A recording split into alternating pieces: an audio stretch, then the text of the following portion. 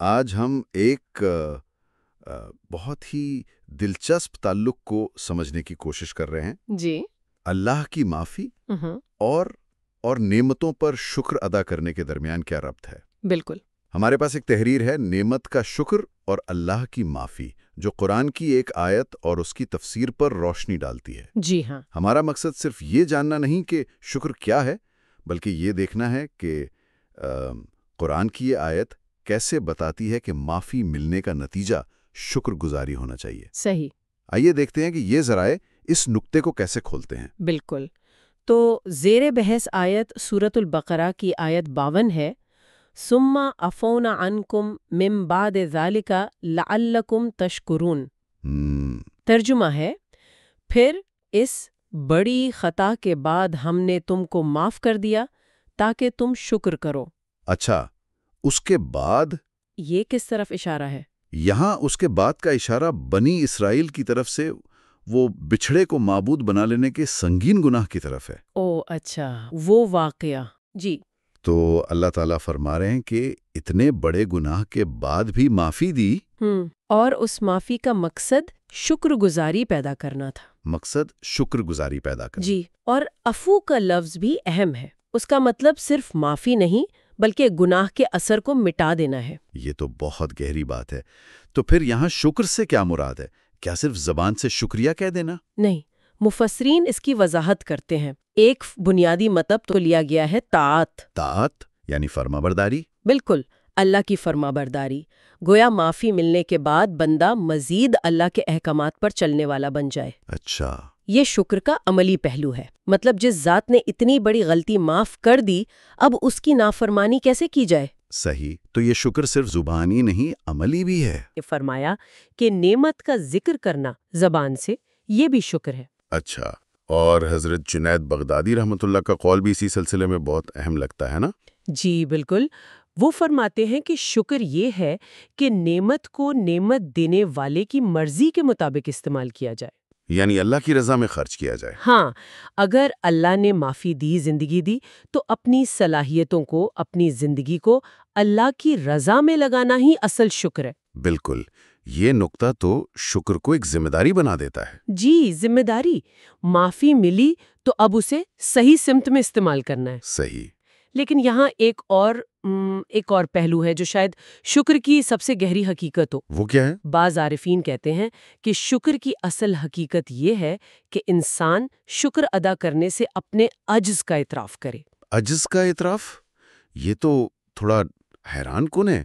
مطلب یہ مان لینا کہ ہم شکر ادا کر ہی نہیں سکتے، یہی شکر ہے؟ ہاں، ایک طرح سے یہ سمجھنا کہ اللہ کی نعمتیں اتنی زیادہ ہیں، اتنی عظیم ہیں کہ ہم جتنی بھی کوشش کر لیں ان کا پورا حق ادا نہیں کر سکتے۔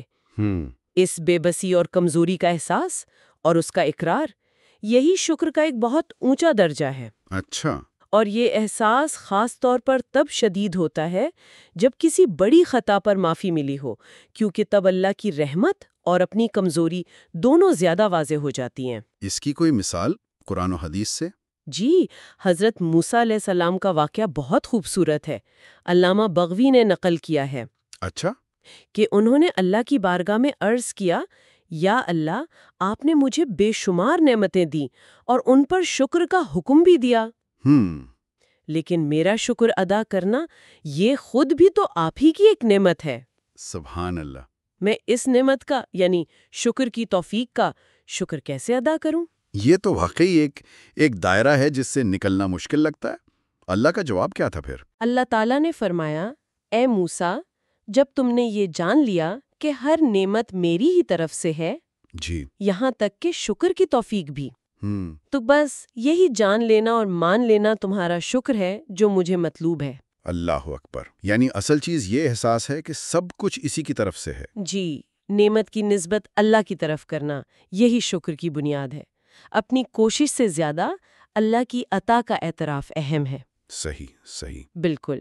اسی لیے حضرت داؤد علیہ السلام اپنی مناجات میں فرماتے تھے، جی، اے اللہ، میں تیرا شکر کیسے ادا کر سکتا ہوں جبکہ میرا شکر ادا کرنا خود تیری ایک نعمت ہے۔ وہی بات۔ جی، تو اللہ نے وہی فرمائی، جب تم نے یہ مان لیا کہ یہ توفیق میری طرف سے ہے تو تم نے شکر ادا کر دیا۔ کمال ہے۔ ایک روایت میں ہے کہ حضرت داؤد کہتے تھے، پاک ہے وہ ذات جس نے بندے کے اس اقرار کو ہی شکر مان لیا کہ وہ شکر ادا کرنے سے عاجز ہے۔ یہ تو بالکل ویسے ہی ہے جیسے کہا جاتا ہے کہ اللہ کی معرفت یعنی پہچان سے عاجزی کا اعتراف ہی معرفت ہے۔ آپ نے بالکل صحیح جوڑا، بہت خوبصورت نقطہ ہے۔ جس طرح ہم اللہ کی ذات کو کما حقہ نہیں سمجھ سکتے، جی، اور اس عجز کا اعتراف ہی معرفت کا حصہ ہے، اسی طرح ہم اللہ کی نعمتوں کا پورا شکر ادا نہیں کر سکتے، وہ صحیح۔ اور اس عجز کا اعتراف ہی شکر کا ایک اعلیٰ مقام ہے۔ خاص طور پہ جب ہم دیکھتے ہیں کہ کتنی بڑی خطاؤں کے بعد بھی اس کی رحمت ہمیں ڈھانپ لیتی ہے۔ تو اگر ہم ان ساری باتوں کو سمیٹیں تو خلاصہ یہ ہوا کہ معافی کا مقصد محض گناہ مٹانا نہیں بلکہ ایک شکر گزار بندہ بنانا ہے۔ جی بالکل۔ اور یہ شکر کئی شکلوں میں ظاہر ہوتا ہے، فرمانبرداری میں، نعمت کے ذکر میں، اسے صحیح استعمال کرنے میں، اور شاید سب سے بڑھ کر اس احساس میں کہ ہم کبھی بھی پورا شکر ادا نہیں کر سکتے۔ کلیدی نقطہ یہی ہے، ہر نعمت بشمول معافی اور شکر کی توفیق اللہ ہی کی طرف سے ہے۔ جی، اس حقیقت کا دل سے اقرار اور یقین ہی شکر کی روح ہے۔ یہ عاجزی پیدا کرتا ہے اور بندے کو اللہ سے جوڑتا ہے۔ تو گفتگو کے اختتام پر ایک خیال ذہن میں آ رہا ہے۔ جی، اگر شکر ادا کرنے سے عاجزی کا اعتراف ہی شکر کی ایک اعلیٰ شکل ہے، تو کیا یہ ہمیں اپنی روزمرہ کی زندگی میں ملنے والی چھوٹی بڑی نعمتوں کو اور اپنی کوتاہیوں کو دیکھنے کا ایک بالکل نیا زاویہ نہیں دیتا؟ یقیناً دیتا ہے۔ یہ سوچنے کی بات ہے۔